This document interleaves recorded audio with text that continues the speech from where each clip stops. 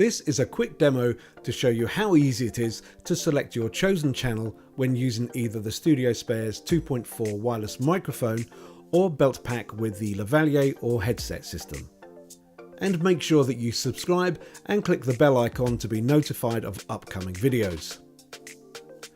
The Studiospares 2.4 dual wireless system allows you to select any channel between 1 and 16, which gives you the ability to use up to 8 receivers and any combination of up to 16 handheld mics, headset mics and Lavaliers.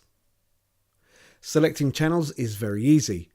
The S2.4 system has 2 receiver channels called A on the left and B on the right. There are then 16 selectable channels on both A and B. We're going to select channel 12 on B and sync it to the handheld mic.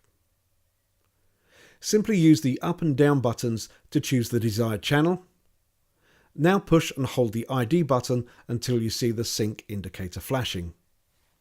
Now go to your mic and double click the power switch, and your mic will now be synced to the receiver's channel number.